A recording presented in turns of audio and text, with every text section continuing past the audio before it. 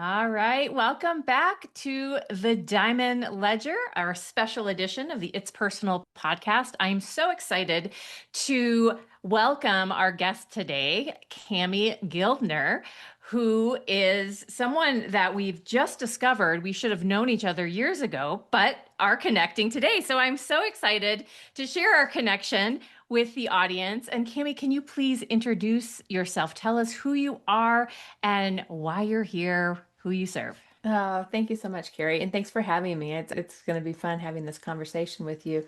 I am a business coach for Change-Maker Women, so I really believe that women's wisdom is the medicine our earth needs right now, and I feel like we're being called to step up and bring our voices into the world and to lead differently and to build businesses differently. And really just help lead and change the world in a way that is being called for right now. And so that's who I love to work with. I love to work with women who are here to make a difference with their work, and they're change makers, and they're movement makers. They're leading the changes that are really needed in our world. And so I feel very blessed with the women that I get to work with. I sometimes pinch myself like, oh my God, I can't believe that this person's my client and I really get to help them do the work that they're doing. So as a business coach, it's all about their voice and their visibility and growing businesses that we really love, and growing businesses that are aligned to who are what the reason we're here right now. Yes, totally. I love that. And there is no better time for women's voices to be heard, for that visibility. And as I was researching you for this interview, I saw that your mission was to lift up 1 million women in their Yep. business and their visibility. Yeah. And I would love to hear why that's your mission. Like, what do Yeah. you feel like the world will look like when you and the ripple effect that you've created hmm has reached that mission? Yeah, what I feel like is that women lead in different ways. I think we have a different way of leading and in connecting. And I come out of a very traditional business world. I was a VP of marketing and branding at a large multinational for many years, and in the oil and gas software industry of all places, right? So, Mm. very, very linear, very male dominated space. And I don't care, whether it was male dominated or not. I think if you come out of the corporate world, you grew up in a world of just such linear thinking around business. And I think as women, we look at it through a different lens. We love to collaborate together. We love to play together. We we listen to our wisdom and our intuition in guiding us what's changing. And so when I think about what changes in the world, when more women are stepping up and leading, I feel like we get rid of some of the rigidness that's happening in our world. Some of the I mean, there's a lot of stuff that's happening in our world right now that is just brutal. And it's not men versus women. Mhm. It's really conscious. It's like it's the Yes. conscious way of being. And so I think women naturally lean towards that consciousness, and there's certainly men who lead consciously as well. And so the more we can all step up into that space, I think some of the messiness that's happening in our world will start to dissipate, and it will, I think there will be a place where the trajectory will shift. And we've got a lot of work to do. We've got a lot of work to do to help that trajectory shift. And whether it's, just worldly things, but I think that women see it through a different lens, and I think we lead differently. And that to me excites me. Totally. And it's so interesting to me that you came from oil and gas in your Right. Yeah. traditional career. And I it was have this, awesome, and it yeah, was it was a great place to grow my son, to raise my son, and I raised myself in that space. I put myself through yeah. college that way. It was a great industry for me. And I drive a car every day, and all the things. And there's just different ways, right? Totally. And it's so, so many women I think can relate to having this really awesome, prestigious professional career in male dominated industries. Yeah. Yeah. I was a healthcare executive, and so it is Yeah, white male all absolutely. the way, right? Yeah, And yeah. and so I I actually have this memory. My husband was in oil and gas for like 5 seconds. And I Okay. remember going to a dinner with him and he was talking to an investor and they asked, this was like right at the beginning of my business. And Hmm. when like women, we're conditioned not to listen to our intuition because we're Hmm. we're like company led for so long, Yeah. Yeah. like I had a this. boss tell me once, I don't care what your intuition says. I want to know what the numbers are. Yes. And so Yeah. it's like, just going to slap that right down, right off. Right. And it's not, it's like both things can be true, Exactly. right? It's like Exactly. the numbers can drive the strategies that our collective knowing is telling us where to Hmm. go. Yeah. And, I was at this dinner with this oil and gas dude, and I remember him asking my opinion and me wanting to shrink under the table because how would I know? Right? Like Mm. it was such a low point for me, like this mirror of like, how have I lost my knowing? I Yeah. was this professional but a different industry. And I think it's so important the work you do because, when we are conditioned to know the thing that we're supposed to know, we think Right. we don't know or are capable of these other things that create more freedom for ourselves. And so Yeah. I'm curious, like in your clients' journeys, how you help them break that mold of should and really exploring that the depth of like their creativity and their knowing and even their intellect in a different Yeah. way. Such a great question. I think one of the first places I love to start with my clients is just what our bodies tell us. Our Mm. bodies are filled with so much information, and we've been conditioned to put up masks or protection around us. And you hit on that place of like kind of shrinking and like playing, getting smaller. And when we can feel what's happening in our body and be able to recognize, if we're shrinking, or if we're feeling some resistance, or if we're like if feeling things in our throats, or like whatever that might be. It's like our body is such a guide for us if we tune into it. So, what took me into the world of learning embodiment was, I don't know, you probably don't even know this, but I do equine assisted coaching with my clients. That's so And cool. it is so cool. And it's like it like helps us shed the layers, right? And it helps us discover things that we have inside of us that we don't even know. And so whether it's, the horses, whether it's spending time with horses, or whether it's spending time just getting into introspection. I love the power of great questions. Like, where you get people to just Mm. start getting introspective, what's there, what wants to come up, and and letting all of this come to, bubble forth. That's where I think we start to get into the space of being able to recognize that there's something calling to us, or we need to let go of things that are kind of holding us tighter, so that Yes. we can break through, and we can feel the freedom of just truly owning our voices, and stepping into whatever it is that we're being called into. Oh, totally. Okay, I want to hear more about the horses Okay. because I have a fear of horses because Hmm. we went to Montana when I was like 9 and I got bucked off of a horse on this like tiny mountain trail. And I And have that's no fun. that No is no fun. fun. But I Yeah. also know that like horse people are like all in on horses. There's so much to learn from horses. They're so like powerful and like I want to understand like what that looks like when you're working with a horse and you're bringing in clients like Yeah. and I think I read somewhere you had this moment with a horse that Yeah, was I like the did. thing Yeah. that opened like I want It to hear about was. that. Like Yeah. tell us about like that because I think that all of these things our path all of our suffering means something when we start to listen to these unexpected sources, Yeah. and we can Yeah. create such purpose from it. So I want to hear first about that moment you had with the horse that started Okay. your path and how then you use that relationship with these beautiful animals to Yeah. help your clients. Yeah.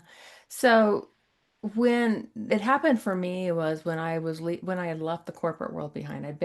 I'd left my job about 18 months before, and I was just trying to figure out what the heck I was going to be doing. And I'd really taken a sabbatical that, it wasn't a planned sabbatical, but I had. And it was a space where I was just doing a lot of introspection and doing a lot of digging in and I'd gone on an interview and I didn't want the job. And I was on a call with a coach, and she says, and I'm in tears. I'm like, I don't know what I'm meant to do because, I just don't know what I'm supposed to do with my life right now. And she says, well, why don't you go out and breathe your horse's breath today? And I was like, what? Okay. So I do. I decide I'll follow along with her. It's like that's an interesting, interesting suggestion, but I'll follow. I'll play along. So I went out. It had snowed 18 inches of snow that day. And I put on my snow boots and I'm walking out to the barn. My mare is standing at the barn. She's got frost on her, icicles hanging on her whiskers because it's such a cold day. And I started breathing with her. And I've been doing all this introspection. So it wasn't like it was just, it was like everything that I had done led up to this moment. And I turned around, I put my back up against her withers, and I was just like, what am I meant to be doing here? And I had this epiphany moment that I wasn't supposed to go back to the corporate world. And that was what it was like, the angels Yeah. singing, like, no, you're not supposed to. And I never looked back from that point forward. And so it Mm. was just in that moment. And so when I think about what happened in that space, was I had been doing a lot of introspection. I've been, trying to figure it out. I paused. Just was in this moment of like, what's there? And I was able to hear the message I was meant to hear. And so when I look at what happens for my clients when they come, it's never the same. And that's some of the reason why I love the work so much is like every single person who comes and, does a retreat with my horses, when they get a retreat, they're coming in whatever place they are in their journey. And Mhm. whatever is meant to unfold for them will unfold. And the horses will mirror emotions. They will engage or they won't engage when you're like not truly being true to yourself. It's really magical work. And when I teach embodiment and when I teach my clients to put their voices out in the world in bigger ways and like define what's really speaking to them and to leave behind the fears and the things that are holding them back, the horses can just get in there and intimately play with each person to let whatever message is supposed to come forth. And it's truly magical. It's just truly magical. Okay, so that sounds like the coolest experience. So like Yeah. are you all like so are the horses like I'm picturing a stable and the horses are surrounding you? Like give me a Yeah. picture if I'm your Yeah. client Yeah. of like what I'm experiencing as Yeah. not a quote horse person, right? Yeah. Because And most of my clients aren't horse people, yeah. right? I mean, I have horse people, but most of my clients are not horse people. And we're not riding. I'm not putting people on horses. Okay. And and we work all year long on a Zoom call, right? So Yeah. we're on Zoom calls and we're doing all the things. And so it's such a treat to be able to take them out of the space, away from the computer and bring them into nature where nature just, I live in the foothills of Colorado, and so I've got the horses in the backyard. I've got deer and hawks and eagles and whatever the things are around us. So we get to play with all of nature. And Mm, when we walk out to the arena, I always say to them, it's like we're slowing down to the pace of the horses because we don't live at the pace of the horses. mm, We are constantly, doing things. And so when we start to slow down and make that space for ourselves, and that space is where the magic can really happen, right? yeah. And the horses are in the rings with us, and and there's certain things we do that are very passive, where people are tuning in and feeling, and there's things where they're more active. And I Mhm. just weave in all the different things throughout the course of the weekend, so it's really powerful. Oh, that's so amazing. There is something so powerful about using nature in our Yeah, journeys yeah. and it forces you to see the miracles that happen every Hmm. single day. It forces you to see the ease in which change happens. Yeah, I take a group every year to Aspen, and it is the most transformative 4 days yeah, that they're with me for a year, but literally it's those 4 days exactly. that everything changes. And so I love adding that element of the horses and they're just so beautiful and powerful. And it puts things in such perspective. It So does. I'm curious, for your clients. So you came from such a, you know, a corporate background. I mean, oil and Yeah. gas doesn't get more Yeah. corporate, right? Yeah. So are most of your clients from kind of that type of profession, like they are professional women who have that corporate mentality, or like what type of women are drawn to the work Yeah. you do because of your background? Yeah, I definitely get corporate women drawn to me that, have left behind the corporate world. And I get a lot of coaches and consultants who are, Hmm. doing organizational change or, they're leading people through their own journeys. So it's coaches and consultants are primarily my clients and service-based entrepreneurs. Okay. And they do tend to be really serious about the work that they are doing. They know that, the work that they did in the past really, they pull what they did in the past forward. And Hmm. then it helps. I mean, I have one client who's actually comes out of the army.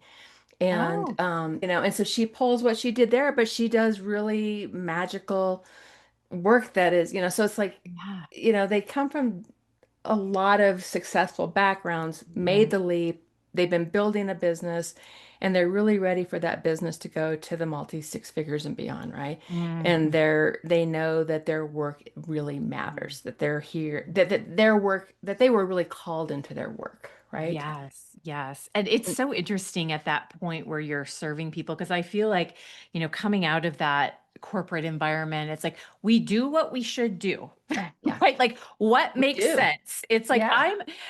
so many people are like, I'm going to do what I did in my job, but I'm Yeah. not going to have a salary or benefits or the IT guy. But that's what I know, right? Like that's what I Yeah. did when after my healthcare exec job, I'm like, I'm going to help them do the exact same thing I help them do.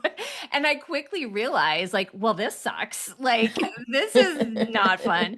And I think it just like takes our ability to, as you say, just like slow down and really go in to like what are our gifts and the lenses that only we have, and Yeah. how do we position them in a way that is so aligned and helps in a way that no one else can. And I think like, when you get to six figures, it's like you just do what you're told, but then you're like, this is not scalable. Exactly. Like this is Yeah. so like how do you help people really see that positioning point that's going to open up the floodgates Yeah. for them? Yeah. Oh, I love that question. I think, when I think about what my magic sauce is I mix together both soul plus strategy. Mm. And so that I think we all have this deep knowing inside of ourselves. And you're right, we've followed all the right steps to get to six figures. We know, it's like we've built our business to this point. But then we start hearing this calling that our business wants to be something different. Mhm. And it might be releasing some things, it might be releasing products, it might be fine tuning who you're serving. There's all sorts of like levers that you can really move. And, I love that strategy piece of it. It's like, okay, what's the right lever to move to help you go here? But when you also are applying, like, what does my business want to be? Mhm. What do I want my life to look like and feel like? And how do I, mix my business and my life together? Mhm. Those kind of questions really start helping us shape a business that we love. Yes. And I think that's the next, like when we're going from that, six figures to a million, like we go through multiple times of this, right? We go through different I mean, our businesses are never done, right? We're always evolving. I mean, I like to talk about the spiral journey, and I think our businesses are always evolving through the spiral journey. And it's if we look at my three pillars that I always like to look at are the vision. And so it's the right packaging, well, it's the vision of the business you want to create and it's the life that you want to create. And so that means the right packaging and pricing and the right business model. So what needs to shift in the business model? And then the voice is the second pillar, and that's how we are speaking our clients' love language and attracting our clients into us, and the thought leadership so that you can really build yourself as a leader in your space. Mhm. You're the go-to person. That's one of the things I love to help people get to is like you're Yeah. the person they think of when they think of your field, your category. And then the third one is visibility. And then that's how you find your rhythm of marketing that keeps clients coming through the door. And so those Yeah. three pillars, no matter whether you're at the six figures, the 500,000 or in the million, each one of those areas, you're looking at those three pillars and you're adjusting them as they need to Yeah. get to that next level. Yes. And giving permission to adjust, I think, is really important. And that's why I firmly believe we all need mentorship and coaching at the next level because it's not like we're in 2020 and everyone's pivoting, right? It's Yeah. like Yeah, we're it's we're not a pivot. we're no, it's just like this expansion and this evolution and those pillars that you work with require like different level of decision making, different level of risk tolerance, different identities, Yeah. and I think like when we can really look at what it actually really takes. And this is kind of the truth that like this is not the easy path. Like we have not taken the easy No, path. I know. Like It's so corporate kind true. of sucked and like, okay, that was not easy either, but it's like this requires the work Yeah, and not just the day-to-day work of it, but it's the mindset work, the energetic work, the absolutely. identity work, and that plays out in every aspect of your life. And so when people want to grow and scale, I'm always like, this literally is not going to be like anything you've ever done. Yeah. This will not feel like your first, second, or third six figures, Yeah. know? And I think that oftentimes there's a lot of business coaches out there that sugarcoat it. It's like, just do it my way. Oh, Just, yeah. it's like the Yeah. pyramid scheme. There's And no like, one size fits all. yeah, yeah, Yeah. and I was just talking to my mentor about that we were both we did this $33 thing because I am really practicing ROI articulation. It's like the Okay. skill set that I'm like right now really trying to get better at. And so we both bought this $33 thing from this $20 million, she made $20 million and it's just so interesting to understand what it really takes to have the sky's the limit. And there's so many different ways. You can see that, like, when you create carbon copies, that's easy. Hmm. Yeah. And maybe 1% of people will find your success. But Yeah. the work you do is creating leaders. Yeah. It's Yeah. leaders leading leaders. And I think that honestly, in this industry, that is really rare because it's Yeah. easier to Yeah. create carbon copies and Yeah. say, just do this, and here's my framework, and here's Yeah. this, right? And Yeah. it's, And it's yeah, so much more fun to get in and roll your sleeves up in the business of somebody and like look at it from all the angles and then hear what they're wanting. It yes, it is way more fun to work with that than it is trying to just multiply this formula. The formula yeah. is just, going to take you where you need to go. Totally. And I think that that's the challenge when we're working with high level people is like we have to be better. Yeah. We constantly have to be evolving and be better. And that's the real work, because if we want to show up for our clients in our highest and best, then it's like Hmm. number one, if we all did our own programs, we'd all be better off, right? Yeah, exactly. Exactly. And but So that's why it's so important that we have guides around us that help us yes. like having our own coaches that definitely helps us evolve, right? Totally. So, Yeah. okay, what is your nugget of advice for someone who feels like they're not sure where to go? They've got success. They launched their business. They've got their Hmm. first six figures. Hmm. But like what's next? There's so much information coming at them. Yeah. How do they determine their next step? Yeah. One of the first things, and I do it myself, I did it last year. I pause, right? Pause and listen inside, like what's wanting to come forth for you, what's no longer feeling aligned. I think the releasing piece is like, what do I want to release is a big Mhm. piece of that. And the other one other piece to this, I think, is is have conversations because conversations create. So if you know exactly who you want to be working with, go have conversations with more of those types of people and just listen because things are shifting and changing so rapidly that what was true 2 years ago isn't true today.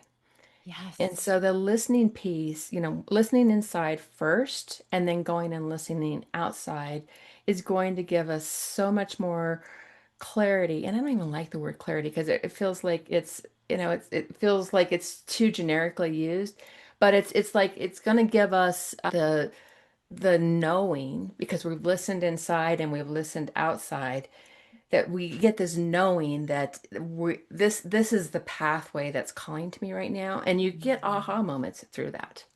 You get Oh, like big ahas and you go, oh my gosh. And you get a whole new level of energy that because you're just so spot on to what you're wanting and so spot on to what others are wanting, and you bring those together.